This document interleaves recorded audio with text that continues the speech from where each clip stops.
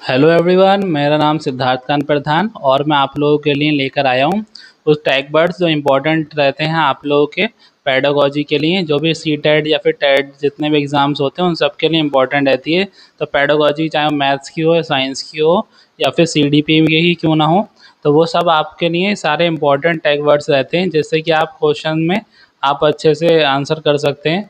तो कैसे देखिए, उसमें क्या रहता है कि जैसे 4 ऑप्शन दिए रहते हैं और उसमें से आप लोगों को कोई भी एक ही चूज़ करना होता है। उसमें से जैसे ट्रू स्टेटमेंट, तो आप जो है उसमें देखेंगे कि नेगेटिव जो वर्ड्स हैं उनको आप वहाँ से क्रॉस करते जाइए तो आपको जो है पॉजिटिव आंसर मिल जाएगा। तो इसी तरीके से तो आपके जो है मोस्टली आप देखोगे एग्ज़ाम में प्रीवियस ईयर उठाकर भी देख लीजिए आप अपने, तो उसमें आपको जो है इम्पॉर्टेंट ये टैग वर्ड्स ज़रूर देखने को मिलेंगे। और दूसरा ये है, आपके जो हैं अगर 30 क्वेश्चन आ रहे हैं सीडीपी में, तो सीडीपी में आप देखोगे तो 20 से 25 क्वेश्चन ऐसे ही मिलेंगे जो आपके डायरेक्ट इन पॉजिटिव नेगेटिव या पॉजिटिव वर्ड से आप इनको टैकल कर सकते हो। ठीक है, बहुत से ऐसे कुछ ही ऐसे क्वेश्चन होंगे जो कि उसमें कुछ या फिर स्पेशल कुछ पूछा जाएगा, जैसे कि आपके जैसे पूछ लेंगे, जैसे थ्योरी से बेस्ड क्वेश्चन आ जाएगा कि बेंड्यूरा ने क्या किया था, या फिर जो है पियाजे वगैरह से रिलेटेड कोई क्वेश्चन आ गया तो वो एक अलग हो गया। पर उसमें भी आप नेगेटिव या पॉजिटिव वर्ड्स आप लोगों को पता है तो आप उनको अच्छे से आंसर कर सकते हो। चलिए आप शुरू करते हैं हमारी क्लास। तो इसमें आप इससे आपको काफ़ी बेनिफिट होने वाला है। ठीक है, कम से कम 20 से 25 क्वेश्चन आप इसी से ही कर लोगे। तो चलिए शुरुआत करते हैं हम लोग अपने क्लास की। तो देखिए, तो मैथ्स और साइंस की कुछ पेडागोजी के जो मैंने नेगेटिव वर्ड्स लिए हैं, अभी इसके पॉजिटिव वर्ड्स भी बताऊंगा और पेडागोजी के भी, सीडीपी के भी मैं अभी इसमें पॉजिटिव और नेगेटिव वर्ड्स बताने वाला हूँ आपको इसी वीडियो के अंदर। चलिए हम लोग शुरू करते हैं अब। तो देखिए, नेगेटिव वर्ड्स जो हैं उसमें जैसे road learning, road learning negative word है। ठीक है, अपने आप में जैसे कोई भी चीज़ रट कर सीखना, आप बच्चों को रट कर नहीं सिखा सकते कोई भी चीज़। ठीक है, तो आप बच्चों को या तो कोई एक्सपेरिमेंट करके सिखाएंगे, या ठीक है तो उनके पेयर लर्निंग वगैरह, मतलब कुछ भी ऐसे करके सिखाएंगे बच्चों को कि वो अच्छे से सीख जाए। ठीक है, मतलब रटने की जरूरत ना पड़े उसे। तो ठीक, तो ये रोड लर्निंग एक निगेटिव वर्ड है। ठीक, मेमोराइजेशन, आप कहो कि बच्चे से बेटा रट ले, ठीक है, रट ले, ये रट लेना ये अपने आप में एक नेगेटिव वर्ड है कि किसी चीज़ को रटना नहीं है हमें। ठीक है, तो यही आप अब आप लोग जो है आने वाले टाइम में जब एग्ज़ाम वगैरह पास कर लेंगे तो आप लोग आने वाले टाइम में टीचर्स बनेंगे। ठीक है, तो आप लोग भी इस बात का ध्यान रखिएगा कि इस तरीके की चीज़ें बच्चों के साथ में यूज़ ना करें। देखिए, अब आता है दूसरा, क्रैमिंग। ठीक है, ये भी एक वर्ड क्या है, रटना ही है। ठीक है, तो क्रैमिंग मतलब भी रटना होता है। ये भी अगर आपको कहीं देखने को मिलता है ये वर्ड, तो ये भी नेगेटिव वर्ड है। ठीक है, अब आता है दूसरा, ड्रिल एंड प्रैक्टिस ओनली, केवल अभ्यास करवाना। ठीक है, तो ड्रिल और प्रैक्टिस मतलब कहीं भी ये वर्ड दिख जाए आपको ओनली, ठीक है, तो ये वर्ड हमेशा आपको नेगेटिव सेंटेंस में ही देखने को मिलेगा। ठीक, तो कहीं भी तो क्या लिखा है यहाँ पर, ड्रिल एंड प्रैक्टिस ओनली, केवल अभ्यास करवाना, मतलब क्या सिर्फ अभ्यास करवाएंगे हम बच्चों को, ऐसा नहीं करवाएंगे ना। तो एक्टिविटीज़ वगैरह भी करवाएंगे, तो अभ्यास नहीं करवाएंगे सर। दूसरा आता है लेक्चर मेथड ओनली। क्या लेक्चर मेथड मतलब आप बच्चे, आप गए क्लास में और सीधा आप लेक्चर देना शुरू कर दिया आपने, आप गए और क्लास में जाकर आपने लेक्चर देना शुरू कर दिया, ना किसी बच्चे से कोई क्वेश्चंस पूछे और ना ही उसको कुछ समझ में आया नहीं आया, उससे कुछ भी नहीं आपने पता किया बच्चों को। ठीक है, तो आपका ये जो लर्निंग मेथड है ये अच्छा नहीं कहलाएगा। तो यहाँ पर आप देखेंगे लेक्चर मेथड भी हमारा निगेटिव में ही आता है। दूसरा आता है टीचर सेंटर्ड, द शिक्षक केंद्रित, मतलब हम जैसा चाह रहे हैं, शिक्षक जैसा चाह रहा है वैसे ही पढ़ाई होगी।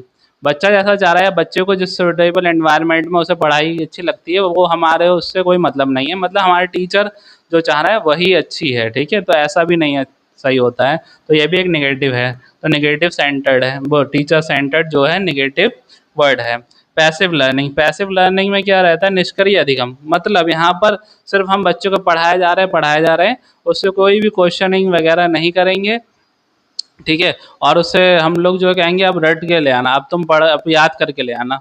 तो ये जो कहलाता है पैसिव लर्निंग रहता है, मतलब इसमें बच्चा कुछ नहीं सीख रहा है कोई भी नई चीज़, सिर्फ वो एक क्लास में हम लेक्चर दे रहे हैं उसको और वो सिर्फ सुन रहा है बैठकर। तो ऐसी लर्निंग को हम क्या कहते हैं, पैसिव लर्निंग, जिसमें मतलब कुछ भी आउटकम नहीं निकल के आने वाला है, तो वो क्या कहलाता है, पैसिव लर्निंग कहलाता है। ठीक है, अब उसके बाद आता है पनिशमेंट।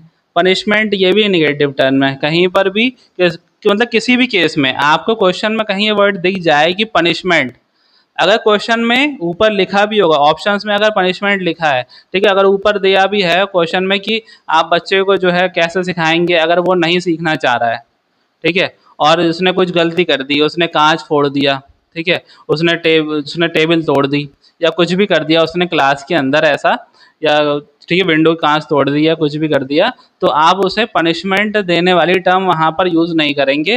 वहाँ पर कोई अदर ऑप्शन जो पॉजिटिव उसको शो कर रहा होगा, ठीक है, तो आप वो वाला ही ऑप्शन चूज करेंगे। ये पनिशमेंट वाला वर्ड यूज़ नहीं, वहाँ पर हम लोग उसे प्रिफर नहीं करेंगे, उसे टिक नहीं करेंगे। ठीक, अब आगे चलते हैं। फियर मतलब आप बच्चों को डरा के नहीं रख सकते, ठीक है, उसे डराएंगे नहीं किसी भी चीज़ के लिए, ठीक है, कि पढ़ ले वरना तुझे मारूंगा, वरना ऐसा करूंगा वैसा करूंगा, मतलब तो कोई भी इस तरीके का हम डर बैठाकर बच्चों को पढ़ाई नहीं करा सकते।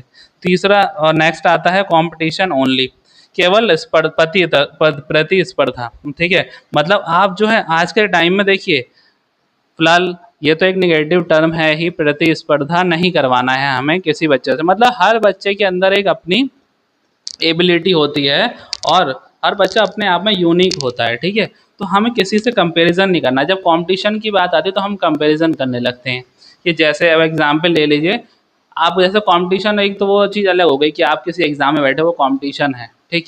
अब जैसे क्लास में भी हम कहते हैं बच्चों के साथ कंपटीशन करा देते हैं, तो उसमें कोई बच्चा तो बहुत हायर मार्क्स लाता है, कोई इतने नहीं स्कोर कर पाता है, तो इसका मतलब वो नहीं है बिल्कुल बेकार है वो, ठीक है। और सेम ऐसे ही रहता है कि घर में भी पेरेंट्स जो हैं अपने बच्चों को जो है कंपटीशन ही करवाते हैं एक तरीके से, कि देख उन पड़ोसी का बच्चा जो है इतने इतने मार्क्स लाया, तू इतने लाया, ठीक है, तो ये भी एक तरीके की प्रतिस्पर्धा ही है। तो इस तरीके की कोशिश करें, आप अपने पेरेंट्स को भी इस तरीके की, अगर वीडियो अपने पेरेंट्स को भी दिखाएं कि इस तरीके की प्रतिस्पर्धा करके आप अपने बच्चों को और डिमोटिवेट कर रहे हैं। और आप लोग देखते हैं कि आजकल ये सारे कॉजेस क्या रहते हैं कि बच्चे जो है हैंग आउट कर लेते हैं, ठीक है ना, तो ये हैंगिंग वगैरह मतलब जो फांसी वगैरह लगा लेना, ठीक है, सुसाइड वगैरह कर लेते हैं, तो ये सारी चीज़ें इन सब चीज़ों का कॉज बनती हैं। तो जो है कोशिश करें अपने पेरेंट्स को इन वीडियो को दिखाएं कि ये सारी चीज़ें बंद करें, ठीक है, कंपटीशन वगैरह अपने बच्चों से ना करें, किसी दूसरे का कंपैरिजन ना करें, ठीक है। तो देखिए अब आगे चलते हैं हम लोग, तो मैकेनिकल लर्निंग यांत्रिक अधिगम, मैकेनिकल लर्निंग यांत्रिक अधिगम, तो ये भी एक नेगेटिव टर्म है, ठीक है, mechanical learning. One way communication, one way communication जैसे कि वन वे कम्युनिकेशन क्या हो गया कि वन वे कम्युनिकेशन में ये होता है कि आप एक तरीके से एक तरफ से बोले जा रहे हैं, जैसे कि आपने कोई यूट्यूब पर या कोई भी ऐसे कोर्स खरीद लिया, ठीक है, वो कोर्स क्या था, उसमें सिर्फ वन वे कम्युनिकेशन था। आपने कोई कोर्स बाय किया, जैसे कि आपको ये CDP का खरीदना था या CTET का या फिर टेट सुपर टेट या टेट का जो भी आपको कोर्स खरीदना था, या फिर छोटे बच्चे हैं तो उनको भी, जैसे उन्होंने कोई 7th 8th क्लास का बच्चा था, उसने जो साइंस या मैथ्स की कोई ट्यूशन का कोई कोर्स खरीद लिया। अब उसमें क्या हुआ कि उसको सिर्फ वन वे लर्निंग हो रही है, ठीक है, वन वे लर्निंग हो रही है, वहाँ से सिर्फ सीख रहा है वो, यहाँ से अगर उसे कुछ नहीं समझ में आ रहा है तो वो क्वेश्चनिंग भी नहीं कर सकता, ठीक है। तो इस तरीके के जो कम्युनिकेशन होता है वो हमें वो क्या कहलाता है, वो कहलाता है वन वे कम्युनिकेशन कहलाता है, ठीक है। अब आगे बढ़ते हैं हम लोग। देखिए ब्लाइंड मेमोराइजेशन, ब्लाइंड मेमोराइजेशन में क्या होता है कि यहाँ पे बिना समझे याद करना, मतलब आपने बच्चों से कह दिया कि लर्न करके लाना, याद करके लाना, आपने समझाया कुछ नहीं, आपने सीधे गए, आपने क्वेश्चन आंसर्स कराए और आपने कहा बेटा याद करके लाना, ठीक है। तो यही क्या कहलाता है, ये कहलाता है ब्लाइंड मेमोराइजेशन, मतलब बच्चे को कुछ समझ में नहीं आया है, बच्चा सिर्फ रट के ले आएगा और कल आके आपको टेस्ट दे देगा, ठीक है, तो यहाँ पर कुछ भी लर्निंग नहीं हो पाती है। तो डिक्टेटिंग आंसर मतलब सीधा आप गए और आपने कोई भी चैप्टर को ना उसकी समरी बताई और ना ही उस पूरे चैप्टर को एक्सप्लेन किया, ठीक, आप गए, आपने कहा बेटा जरा पीछे एक्सरसाइज खोलो बुक की और उसमें से जो आंसर लिखे हैं उसका फर्स्ट वाले क्वेश्चन का आंसर लिखना शुरू करो, मैं लिखवा रहा हूँ बोर्ड के ऊपर। तो ये जो कहलाएगा, यही कहलाएगा को डिक्टेटिंग आंसर। तो ये मेथड भी एक नेगेटिव टैग वर्ड है, ठीक। अब आता है डिस्करेजिंग क्वेश्चनिंग, डिस्करेजिंग क्वेश्चनिंग या फिर प्रश्न पूछने से रोकना। जैसे बच्चा प्रश्न पूछ रहा है तो उसे हम कह देंगे शांत बैठो, तुम कुछ नहीं पूछोगे, है ना, तो हमने क्या कर दिया यहाँ पर बच्चे को डिस्करेज कर दिया, या फिर अरे तुम तो बेकार ही क्वेश्चन पूछोगे, तो मतलब कुछ भी उसे डिस्करेज कर दिया, उसे क्वेश्चन पूछने ही नहीं दिया, ठीक है। तो यहाँ पर हम लोग डिस्करेज नहीं करेंगे, तो ये डिस्करेजिंग क्वेश्चनिंग जो है ये भी एक नेगेटिव टर्म है। फिक्स्ड एबिलिटी, बुद्धि सुधार स्थिर है, मतलब यहाँ पे कह दिया हमने बच्चे की बुद्धि स्थिर है। जैसे हमने मान लिया अब बच्चा हमारे क्लास में है या फिर हमसे ट्यूशन पढ़ने आता है, हमारी क्लास में है जो भी है, तो उसको हम लोग टीचर जो होते हैं ऐसा मान लेते हैं कि जैसे कि अरे यार ये तो बेकार ही है, इसे तो कुछ समझ में आता ही नहीं है ना, ये अपना दिमाग नहीं लगाना चाहता है। तो ऐसे में जो है हम लोग ऐसा मान लेते हैं कि अरे ये तो बेकार है, इसे इसे मैथ आएगी ही नहीं, ठीक है, लड़कियां हैं तो उन्हें मैथ्स नहीं आएगी। तो ऐसे हम लोग मान लेते हैं कि फिक्स्ड एबिलिटी है, पर हकीकत में जो होता है किसी बच्चे की फिक्स्ड एबिलिटी नहीं होती है, ठीक है। फिक्स्ड एबिलिटी ऐसा हम लोग का मानना होता है, हम उसे धीरे धीरे धीरे धीरे उसे लर्निंग, एक्टिव लर्निंग वगैरह से उसको सिखा सकते हैं। उसको डेली थोड़ा थोड़े छोटे छोटे क्वेश्चन दीजिए, समझाइए उसे, डेली लाइफ से जो है उसके एक्सपेरिमेंट वगैरह से उसको समझाइए, ठीक। तो इस तरीके से हम उसकी लर्निंग को अच्छा बना सकते हैं। तो फिक्स्ड एबिलिटी किसी की नहीं होती है। तो फिक्स्ड एबिलिटी भी एक ऐसा टर्म हो गया, एक नेगेटिव टर्म हो गया। मार्क्स ओरिएंटेड ओनली, केवल आप फोकस कर रहे हैं कि मार्क्स ओरिएंटेड होना चाहिए आपकी लर्निंग। आपने बच्चे से कह दिया कि बेटा 99% आना चाहिए, पर हकीकत में आपने कितना उसके लिए, बच्चे के लिए कितना उस जो है कोशिश किया, प्रयास किया आपने, ठीक है। टीचर होने के नाते आपने कह तो दिया 99% आना चाहिए, ठीक है। तो ये जो हो गया, ये मार्क्स ओरिएंटेड भी एक नेगेटिव टर्म है, मार्क्स ओरिएंटेड नहीं होना चाहिए लर्निंग, ठीक है। तो ये मार्क्स ओरिएंटेड भी कैसा हो गया, एक नेगेटिव टर्म हो गया। Text book centred, text book centred मतलब सिर्फ किताबों से ही लर्निंग होगी, ऐसा भी नहीं है। तो आप जो है जैसे बच्चों को हम लोग साइंस एग्जीबिशंस ले आ सकते हैं, है ना, और बाकी मतलब आप जो है गार्डन्स में ले जाकर उनको ऐसी चीज़ें को, कोई भी ऐसा मतलब टेक्स्ट जरूरी नहीं है कि टेक्स्ट बुक से ही हर चीज़ सिखाई जाए, आप एक्सपेरिमेंट करके या कोई एक्टिविटी करके भी बच्चे को सिखा सकते हैं, ठीक है। तो ये टेक्स्ट बुक सेंटर्ड भी नहीं होना चाहिए ये सारे। और ओनली वर्ड तो कहीं दिखेगा वो तो वैसे भी आप समझ जाएंगे कि वो अपने आप में एक निगेटिव वर्ड, मतलब कोई भी चीज़ सिर्फ वो ना हो, ठीक है। तो ऐसा ऐसे जो है वर्ड्स हमेशा निगेटिव ही प्रोनाउंस करेंगे। नेक्स्ट आता है same approach for everyone, same approach for everyone, ठीक है। आप सब बच्चे के लिए सेम अप्रोच नहीं अप्लाई कर सकते, हर बच्चे के लिए आप सेम अप्रोच अप्लाई नहीं कर सकते, ठीक है।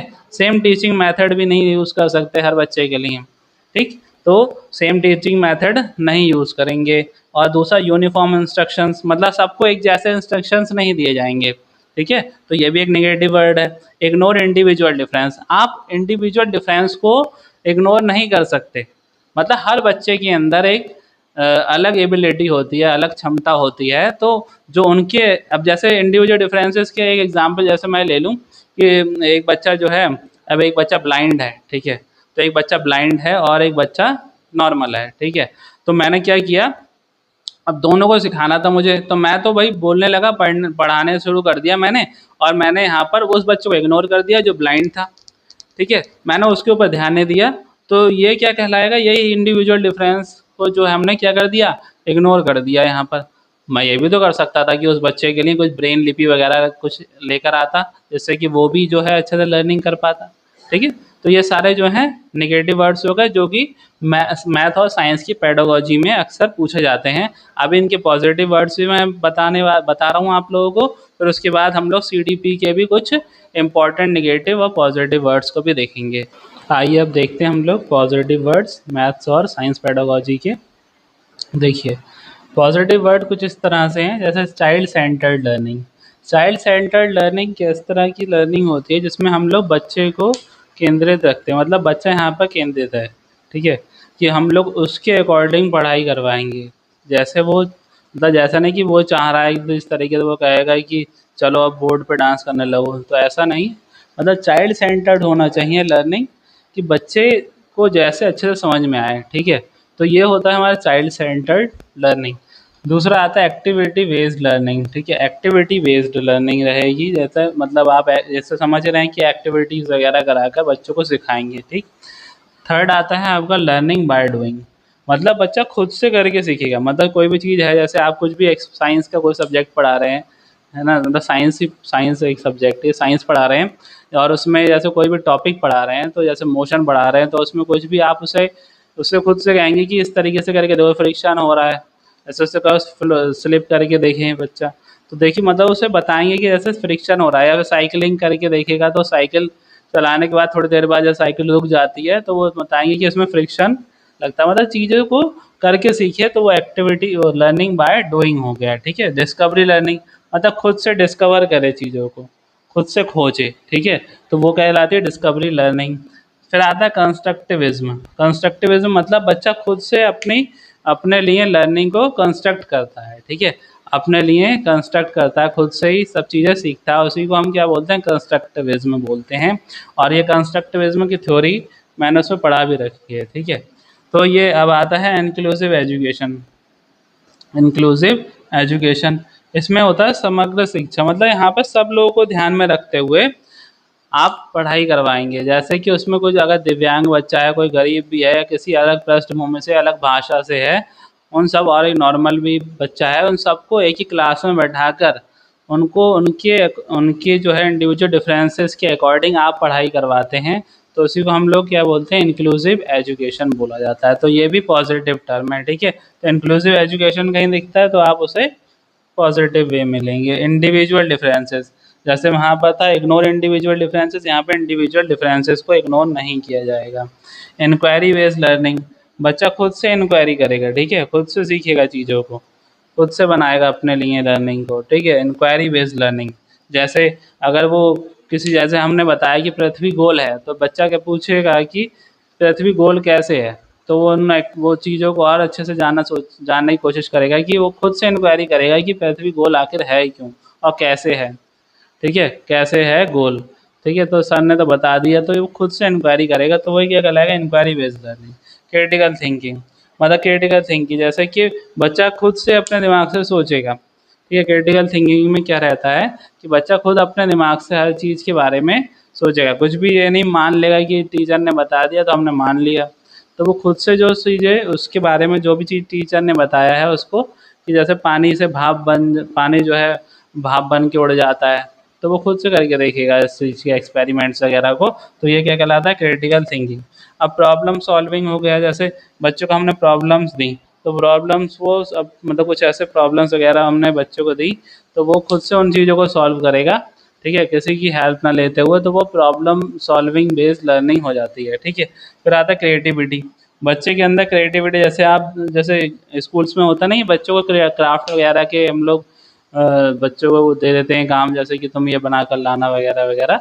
तो ये इस तरीके की जो हम उसकी क्रिएटिविटी को और निकालते हैं। जैसे किसी बच्चे की बहुत अच्छी ड्राइंग बहुत अच्छी होती है, स्केचेस अच्छे बना लेता है, तो यही सब क्या होता है, क्रिएटिविटी। आगे चलते हैं, कॉपरेशन।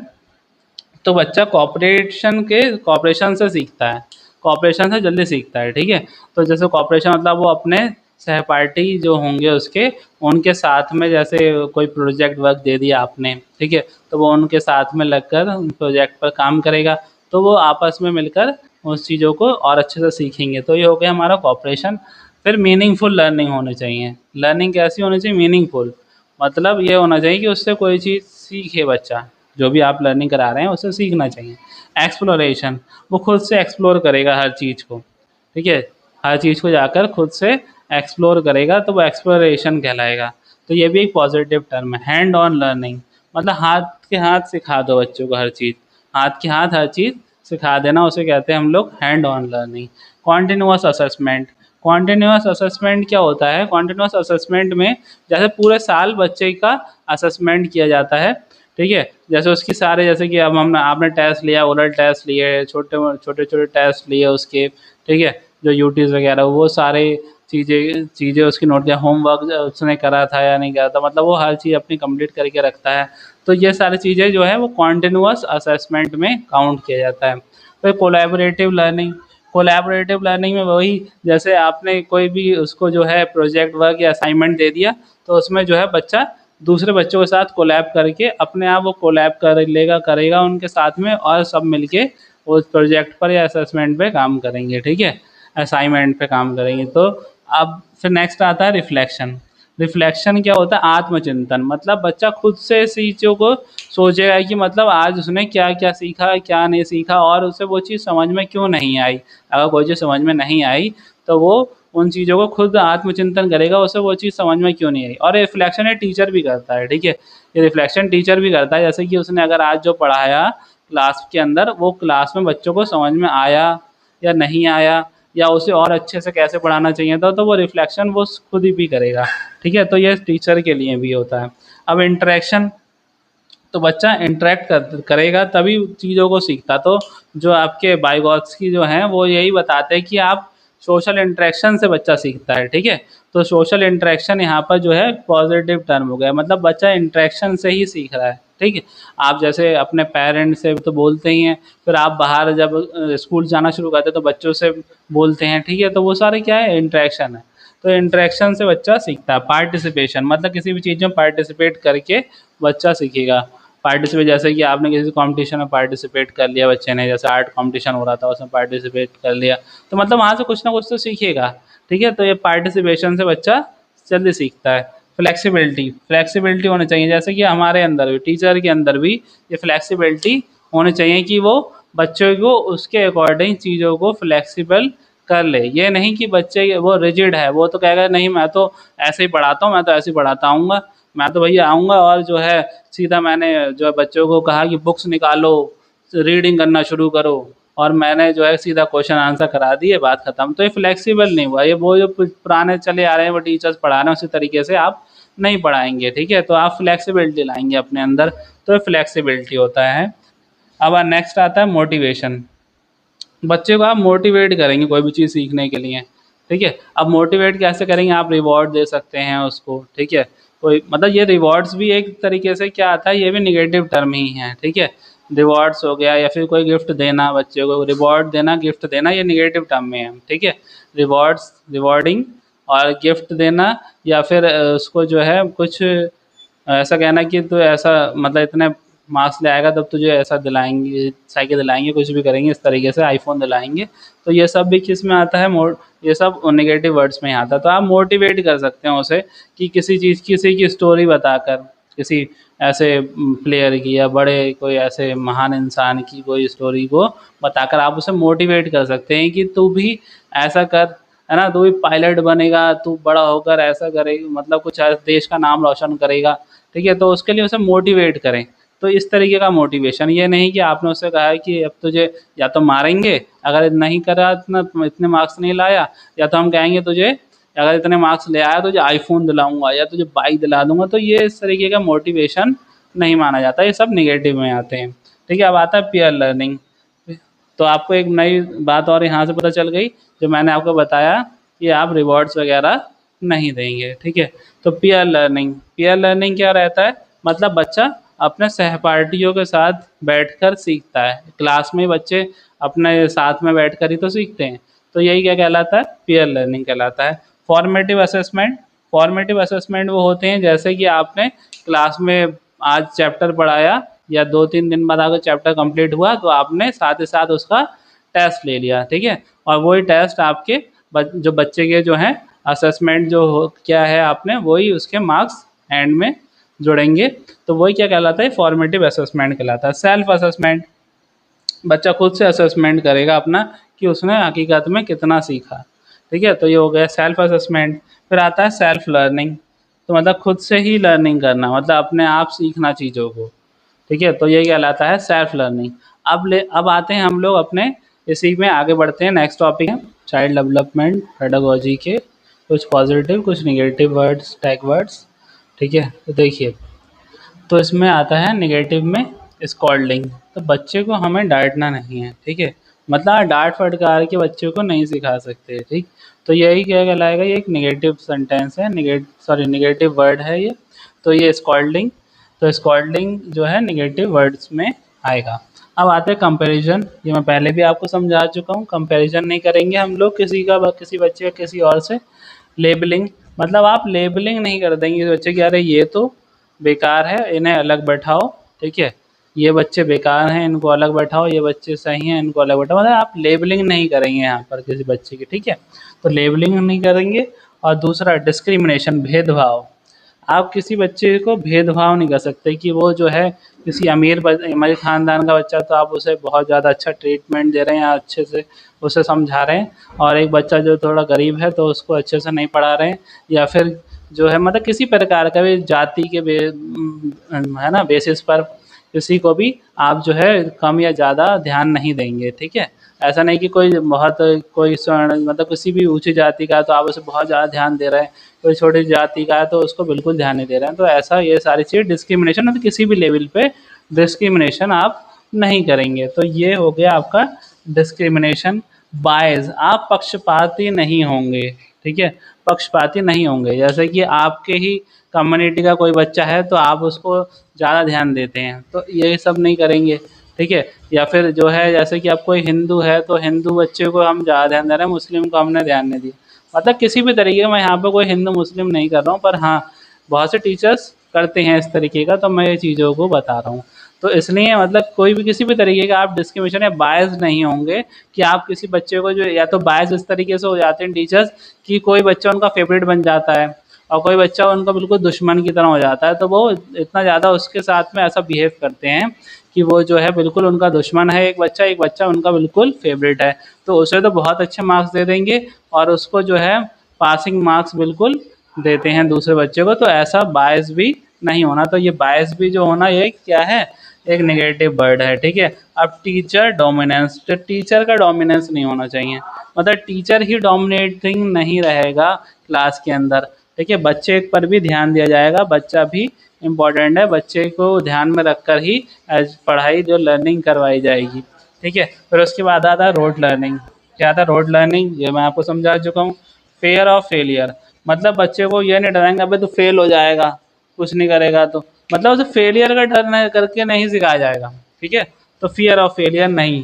तो एक्सक्लूजन मतलब अलग कर देना, किसी बच्चे को हम किसी भी चीज़ के बेसिस पे अलग नहीं करेंगे, या वीक है तो अलग नहीं करेंगे, या किसी भी उसके कास्ट के बेसिस पर, या उसकी लैंग्वेज, या फिर उसके फिजिकल एबिलिटी के बेसिस पर हम उसको अलग नहीं करेंगे, तो वो कहलाएगा, ये कहलाता है एक्सक्लूजन। तो ये भी एक नेगेटिव टर्म है। नेक्स्ट आता है ह्यूमिलिएशन। ह्यूमिलिएशन मतलब अपमानित करना, किसी बच्चे को हम अपमानित नहीं करेंगे, ठीक है, किसी बच्चे को भी हम लोग अपमानित नहीं करेंगे। और ख़ासकर किसी भी क्लास के सामने जैसे टीचर एक बच्चे को उसके ऊपर हंसी मजाक करने लगते हैं, उससे जो है उसको छेड़ने लगते हैं, तो मतलब किसी भी तरीके का बच्चे को ह्यूमिलेट नहीं करेंगे, ठीक है। तो ये एक वर्ड जो है कैसा है, नेगेटिव वर्ड आता है humiliation. Suppression of creativity, suppression मतलब बच्चे की क्रिएटिविटी को दबा देना, जैसे कि उस बच्चे की आर्ट या ड्राइंग अच्छी है, या फिर वो अच्छा सिंगर है, या अच्छा कुछ भी इंस्ट्रूमेंट बजाता है, तो हम उसकी एबिलिटी को जो है सप्रेस नहीं करेंगे, उसकी क्रिएटिविटी को सप्रेस नहीं करेंगे, ठीक है। तो ये भी एक नेगेटिव टर्म है, suppression of creativity. Extrinsic motivation, ये भी एक नेगेटिव टर्म है, एक्सट्रिंसिक मोटिवेशन, ठीक है। तो एक्सट्रिंसिक मोटिवेशन में क्या होता है, रिवॉर्ड या फिर गिफ्ट जैसी हम लोग बात करते हैं, जैसे मैंने अभी आपको बताया, तो वो एक्सट्रिंसिक मोटिवेशन के अंदर ही आता है। आप बच्चों को किसी भी अवार्ड देकर आप कहोगे कि मैं तुझे ऐसा दिलवा दूंगा, कार दिलवा दूंगा, बाइक दिलवा दूंगा, या मोबाइल दिला दूंगा, तो ऐसे मोटिवेशन आप देकर बच्चे को नहीं सिखा सकते, ठीक है। तो ये भी एक नेगेटिव टर्म ही है, तो इंस्ट्रिंसिक मोटिवेशन नहीं होना चाहिए। अब आते हैं कुछ हमारी पॉजिटिव टर्म्स पर, जैसे आप इसके फोल्डिंग देंगे बच्चे को, ठीक है। इसके फोल्डिंग का मतलब क्या होता है कि बच्चे, ये इंपॉर्टेंट टर्म है बहुत ज़्यादा, इसके फोल्डिंग, ये जो है बाइगॉत्स्की ने भी यूज़ किया है। तो इसमें जो है इसके फोल्डिंग में हम लोग क्या करते हैं, इसके फोल्डिंग में बच्चे को जो है हम लोग सिखा, मतलब वो बच्चा सीखता खुद से ही है, बस उसको सपोर्ट करते हैं, उसको साथ साथ हम लोग हर चीज़ बताते चलते हैं, थोड़ा उसको उसकी हेल्प करते चलते हैं एक तरीके से, ठीक है। तो उसी को हम इसका फोल्डिंग कहते हैं। ये नहीं कि हमने उसका पूरा काम कर दिया, हमने उसे सारी चीज़ बता दी, वो खुद करेगा करेगा खुद से, ठीक है। बस हम उसको बताते जाएंगे कि ये रास्ता है बेटा, इस पर जाना है तुमको, तो यही इसका फोल्डिंग कहलाती है, ठीक है। आप उसकी बिल्कुल हेल्प वैसे नहीं करेंगे, ठीक है, किसी चीज़ बनाने में, कोई प्रोजेक्ट बनाने में आप उसे बता देंगे कि इस वेबसाइट पे चले जाना, ऐसा करके ढूंढ लेना, तो आप उसे रास्ते बता देंगे, वो करेगा खुद से, तो वो इसको फोल्डिंग कहलाती है।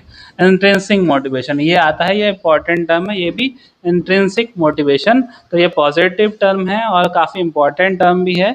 तो ये इसके फोल्डिंग वाला इंटेंसिव मोटिवेशन, ये इंपॉर्टेंट टर्म्स है। तो इंटेंसिव मोटिवेशन मतलब बच्चा खुद से ही जिज्ञासा उसके अंदर पैदा होगी कुछ सीखने की, ठीक है, कोई भी चीज़ के बारे में सीखने की, तो वही क्या कहलाएगा, इंटेंसिक मोटिवेशन कहलाएगा। क्यूरियोसिटी, क्यूरियोसिटी क्या होगी, मतलब बच्चे के अंदर एक जिज्ञासा पैदा होगी कि आखिर ऐसा होता क्यों है, जैसे कि अब जो है बच्चा कोई भी चीज़ सीखने के लिए उत्सुक होगा, ठीक है, कि आखिर जो है तारे टिमटिमाते क्यों हैं, ठीक, तो ये पूछेगा, ठीक है। और या तो आजकल यूट्यूब वगैरह है या इंटरनेट से वो पढ़कर सीख सकता है। तो ये सारी चीज़ें हो गई, क्यूरियोसिटी को अपने जो है शांत करेगा ऐसे। होलिस्टिक डेवलपमेंट, होलिस्टिक मतलब होता है समग्र विकास। बच्चे का हर तरीके से विकास होना है, फिजिकल, कॉग्निटिव, इमोशनल, सोशल। तो इस तरीके का सारा जो उसका डेवलपमेंट होगा वही क्या कहलाएगा, होलिस्टिक डेवलपमेंट। ये सारे मैंने इंपॉर्टेंट टर्म्स आप लोगों के लिए लिखे हैं। होलिस्टिक डेवलपमेंट हो गया। फिर नेक्स्ट आता है रेडीनेस टू लर्न। बच्चा सीखने के लिए एकदम तैयार रहेगा हर चीज़, ठीक है। तो ये भी रेडीनेस टू लर्न, ये भी एक पॉजिटिव टर्म है। डेवलपमेंट इज मल्टी डायमेंशनल, ठीक है, मल्टी डायमेंशनल। और ये डेवलपमेंट कैसा होगा, मल्टी डायमेंशनल, जैसे मैंने अभी आपको बताया, ठीक है, जैसे फिजिकल, सोशल, इमोशनल, ठीक है, और आपका कॉग्निटिव डेवलपमेंट। तो इस तरीके के सारे क्योंकि डेवलपमेंट कैसा मल्टी डायमेंशनल है, और होलिस्टिक डेवलपमेंट में मतलब पूरा समग्र विकास होना है उसका, ठीक है। और respect for diversity, respect for diversity, हम लोग को डाइवर्सिटी की रेस्पेक्ट करनी चाहिए। मतलब विभिन्नता जो है, जो भिन्नता है हमारे सराउंडिंग में, हमारे कल्चर में, तो उन सब चीज़ों की हम रिस्पेक्ट करनी है, ठीक है। मतलब कोई किसी कम्युनिटी से आ रहा है तो उसका कुछ अलग डिफरेंट कल्चर है, अलग कस्टम्स वो लोग फॉलो करते हैं, तो हमें हर किसी को लेकर चलना है, हर बच्चे को इक्वल अपॉर्चुनिटी देनी है और अच्छे से समझाना है हर चीज़ को एक टीचर के नाते, ठीक है। तो ये कहलाता है रिस्पेक्ट फॉर डाइवर्सिटी। अब आता है डिसीजन मेकिंग। तो डिसीजन मेकिंग में भी बच्चे को भी पार्टिसिपेट करना मतलब करवाया जाएगा। जैसे हम कोई बच्चे के लिए पॉलिसीज़ बना रहे हैं, ठीक है, जैसे करिकुलम डिज़ाइन किया जा रहा है, तो उसमें क्या होगा कि बच्चे का भी डिसीजन मायने रखता है कि वो क्या, मतलब बच्चे किस तरीके से पढ़ाई करना चाहते हैं वो ही मायने रखता है, ठीक है। तो ये भी क्या कह रहा है, डिसीजन मेकिंग में भी ये भी पॉजिटिव टर्म आएगा। फीडबैक, जैसे आपने पढ़ा दिया बच्चों को, पढ़ाने के बाद आपने पूछा बच्चों से कि बच्चों समझ में आया, तो बच्चे कहेंगे कि हाँ सर समझ में आया, सारी चीज़ समझ में आई। फिर आप क्वेश्चन पूछेंगे तो उससे अच्छे से और पता चलेगा कि आपने जो भी पढ़ाया वो सच में समझ में आया या नहीं आया। तो ये हो गया फीडबैक। फिर सोशल इंटरेक्शन, ये भी एक पॉजिटिव टर्म है। तो ये सारी जो है मैंने आज आपको जो है मैथ, साइंस के और CDP के सारे पॉजिटिव और नेगेटिव टैग वर्ड्स बता दिए, जो कि आपके एग्ज़ाम के लिए काफ़ी ज़्यादा इम्पॉर्टेंट हैं। आपके पूरे आप हो सकता है कि पूरे 20 से 25 क्वेश्चन आपके एनी टर्म से ही आपके सॉल्व हो जाएं। और मैं आप लोगों के लिए जब ये पेडागोजी क्वेश्चन अभी सॉल्व भी करवाऊंगा, मैथ और साइंस के भी उसमें लेकर आऊँगा, और CDP के भी पेडागोजी क्वेश्चन जब आप लोग कराऊंगा, तो आप लोग खुद देखेंगे कि ऐसी टर्म्स आप लोग को देखने को मिलेंगी, और इनसे आप लोग जो है पॉजिटिव टर्म देखकर या नेगेटिव टर्म देखकर ही वहीं से आप लोग क्वेश्चन सॉल्व कर पाएंगे। तो चलिए अब हम मिलते हैं अपने नेक्स्ट वीडियो में। जब तक आप लोग अपना मन लगाकर पढ़ाई करते रहिए और जो है अपने माता पिता का नाम रोशन करिए। Thank you.